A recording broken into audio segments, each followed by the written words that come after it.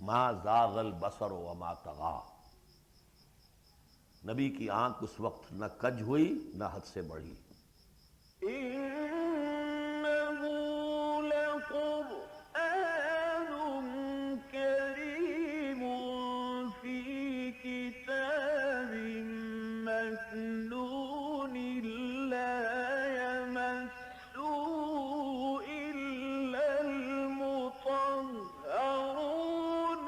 تنزيل من رب العالمين۔ البتہ یہ کہ حضرت جبرائیل کو ان کی اصل ملکی شکل میں حضور نے اپنی ان آنکھوں سے 2 مرتبہ دیکھا ہے۔ ایک مرتبہ بالکل آغاز میں، جبکہ حضرت جبرائیل جو ہیں ایسے ظاہر ہوئے، حضور اتر رہے تھے غار حرا سے، جبل نور سے، تو آپ کو آواز آئی یا محمد۔ یہ پہلی وحی کے بعد جو فترت ہوئی ہے، کچھ عرصے کے لیے وحی رکی رہی، اس وقت واقعہ پیش آیا۔ آپ نے سامنے دیکھا، پیچھے دیکھا، کوئی نہیں، نظر کوئی نہیں آیا۔ پھر تھوڑی دیر آپ چلے گئے، شاید مجھے کوئی دھوکہ لگا ہے، ایسی میں نے سنا ہے، کوئی آواز نہیں تھی۔ پھر آیا یا محمد، پھر دیکھا 2-3 مرتبہ کوئی نظر نہیں آیا، کچھ خوف سا محسوس ہوا۔ تیسری مرتبہ یا محمد، تو اچانک حضور کی نگاہ اوپر اٹھی، تو حضرت جبرائیل فرشتے کی جو اصل شکل ہے اس میں وہ تھے افق پر، اور پورا افق بھرا ہوا تھا۔ تو اصل ملک کی صورت میں حضرت جبرائیل کو حضور نے اس وقت دیکھا، اور ایک دیکھا ہے پھر عند سدرۃ المنتہا، شب معراج میں، جب ساتھ آئے ہیں لے جانے کے لیے انسانی شکل میں تھے۔ کوئی سواری بھی ایسی تھی جس کو کہ براق کہا جاتا ہے، وہ بھی محسوس شے تھی، لیکن یہ کہ جہاں انہوں نے کہا 7ویں آسمان پہ جا کر کہ بس اب آگے میری گنجائش، اب آگے آپ کو اکیلے جانا ہے، اس سے آگے اگر میں گزرا میرے پر جل جائیں گے، بے سوز تجلا بے سوزت پرم، اگر یکسر منہ برتر پرم، اگر میں نے اب اس سے آگے ایک بال برابر بھی میں آگے بڑھا تو میرے پر جل جائیں گے، اب آگے آپ کا کام۔ اس وقت بھی وہ ان کی اصل شکل میں ظاہر ہوئی حضرت جبرائیل علیہ السلام۔ ما ضل صاحبکم وما غوا، تمہارے یہ ساتھی ہے لوگوں، یہ محمد نہ بہکے ہیں اور نہ بے راہ ہوئے ہیں، نہ بھٹکے ہیں۔ وما ينطق عن الہوا، اور یہ جو کچھ کہہ رہے ہیں اپنے جی سے نہیں کہہ رہے، خواہش نفس سے نہیں کہہ رہے، ان هو الا وحی یوحی، نہیں ہے یہ مگر وحی جو ان کی طرف کی جا رہی ہے۔ علمہ شدید القویٰ، انہیں تعلیم دی ہے، سکھایا ہے اس نے جو بہت طاقت والا ہے۔ یہاں حضرت جبرائیل ہیں جو مراد ہیں۔ علمہ شدید القویٰ، یہ قرآن کس نے سکھایا محمد کو؟ شدید القویٰ، ذو مرۃ، وہ بڑا زور آور ہے، فاستویٰ، وہ سیدھا ہوا، وہو بالافق الاعلیٰ، اور افق اعلیٰ کے اوپر وہ محمد کو نظر آ رہا تھا صلی اللہ علیہ وسلم۔ ثم دنا فتدلی، پھر ذرا نیچے کو لٹکا، قریب آیا، فکان قاب قوسین او ادنیٰ، اور پھر وہ اتنے قریب آ گیا کہ جیسے 2 کمانوں کا فاصلہ ہو یا اس سے بھی قریب۔ فاوحیٰ الی عبدہ ما اوحیٰ، پھر اس نے وحی کی اللہ کے بندے کی طرف جو وحی کی۔ وہ وحی کون سی تھی؟ وہ ہے اصل میں وحی رسالت۔ وحی نبوت جو تھی وہ تو شروع میں آ چکی، اس کے بعد یہ فترت ہو گئی تھی، کچھ وقفہ پڑ گیا تھا۔ شروع میں وحی جس سے کہ حضور کی نبوت کا ظہور ہوا ہے وہ تو ہے اقرا بسم ربک الذی خلق، خلق الانسان من علق، اقرا وربک الاکرم الذی علم بالقلم، علم الانسان ما لم یعلم۔ لیکن اب یہ سورہ مدثر کی آیات اس وقت نازل ہوئیں، یا ایھا المدثر، جب حضور گھر آ گئے اور پھر آپ نے اپنی اہلیہ سے کہا، خوف زدہ تھے، جو بھی منظر دیکھا تھا، ملک کی شکل، فرشتے کی شکل، اب وہ تو حضور ہی نے دیکھا جو دیکھا، ہم تو نہیں سمجھ سکتے کہ آپ نے کیا دیکھا، لیکن یہ کہ اس کے بعد آپ آئے، آپ نے کہا مجھے کمبل اڑا دو، لحاف اڑا دو، لحاف اوڑھ کر آپ لیٹ گئے، تو پھر وہ وہی یا ایھا المدثر قم فانذر وربک فکبر، اے لحاف میں لپٹ کر لیٹنے والے کھڑے ہو جاؤ اور خبردار کرنا شروع کر دو لوگوں کو۔ اور تمہاری اس دعوت کا نقطۂ آغاز تو انذار ہے، اور اس کا ہدف دنیا میں تکبیر رب ہے، رب کو بڑا کرو، اس کی بڑائی منواؤ، اس کی بڑائی نافذ کرو، اس کا نقشہ کھینچا گیا ہے۔ علمہ شدید القویٰ ذو مرۃ فاستویٰ وہو بالافق الاعلیٰ ثم دنا فتدلی فکان قاب قوسین او ادنیٰ فاوحیٰ الی عبدہ ما اوحیٰ ما کذب الفؤاد ما رأى، جو کچھ انہوں نے دیکھا ان کے دل و دماغ نے اسے جھٹلایا نہیں، یہ نہیں کہا کہ نہیں یہ کیا ہے۔ دیکھیے ایسا ہوتا ہے کہ کوئی غیر معمولی سی بات آپ دیکھیں تو ایک شخص ہو جاتا ہے میں خواب دیکھ رہا ہوں یا حقیقت دیکھ رہا ہوں۔ آنچہ نہیں بینے بیداریست تو یارب یا بے خواب، اے اللہ جو میں دیکھ رہا ہوں یا ہم دیکھ رہے ہیں یہ بیداری میں دیکھ رہے ہیں، یہ خواب میں دیکھ رہے ہیں، کوئی غیر متوقع چیز۔ لیکن نبی کو کوئی شک نہیں ہوا، ما کذب الفؤاد ما رأى، یکسوئی کے ساتھ دل و دماغ اور جو بھی آپ کی آنکھ دیکھ رہی تھی ان میں کوئی کانفلکٹ نہیں تھا۔ ما کذب الفؤاد ما رأى فتمارونہ علی ما یری، تو کیا تم اس سے جھگڑتے ہو اس چیز پر کہ جسے وہ دیکھ رہا ہے؟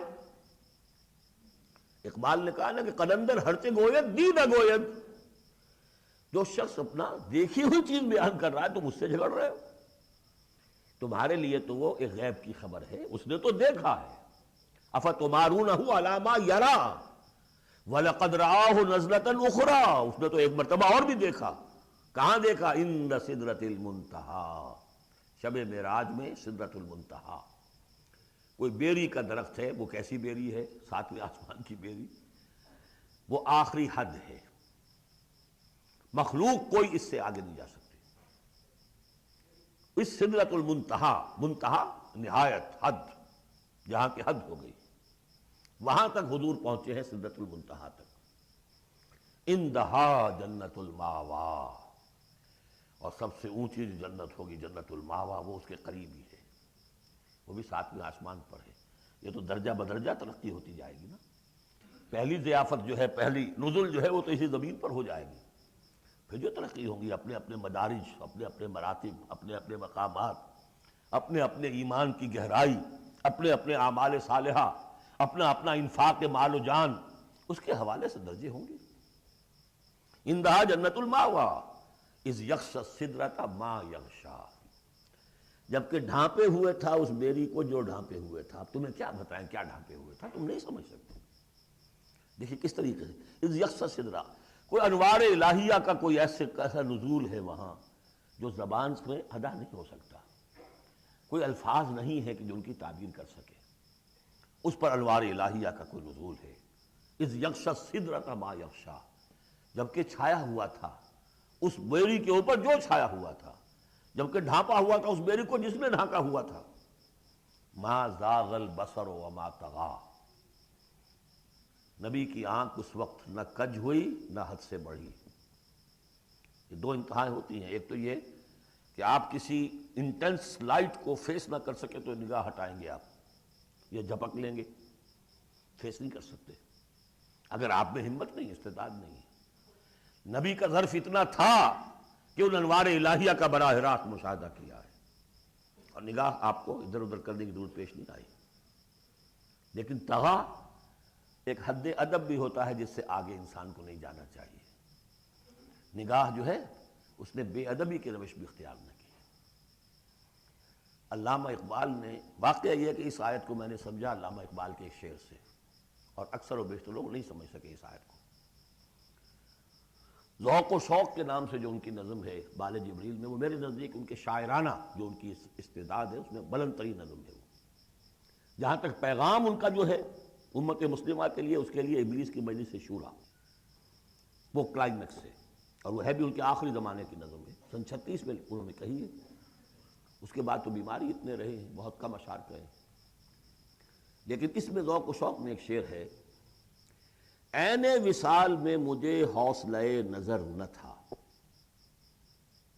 عین وصال میں مجھے حوصلہ نظر نہ تھا، گرچہ بہانہ جو رہی میری نگاہ بے ادب، میری نگاہ بے ادب بہانہ تلاش کرتی رہی کہ میں مشاہدہ براہ راست کروں، حالانکہ عین وصال ہے اس وقت، لیکن یہ کہ میرے اندر حوصلہ نہ تھا کہ میں حسن کا براہ راست مشاہدہ کر سکوں۔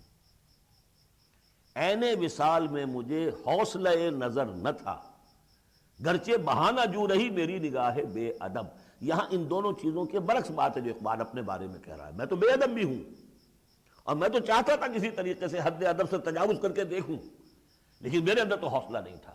محمد میں وہ حوصلہ تھا، دیکھا ہے، براہ راست دیکھا ہے، نگاہ جما کر دیکھا ہے، لیکن ایک حد سے تجاوز نہیں کیا، حد ادب کے اندر رہے۔ ما زاغ البصر وما طغى لقد رأى من آیات ربہ الکبریٰ، دیکھا انہوں نے اپنے رب کی عظیم ترین آیات کو۔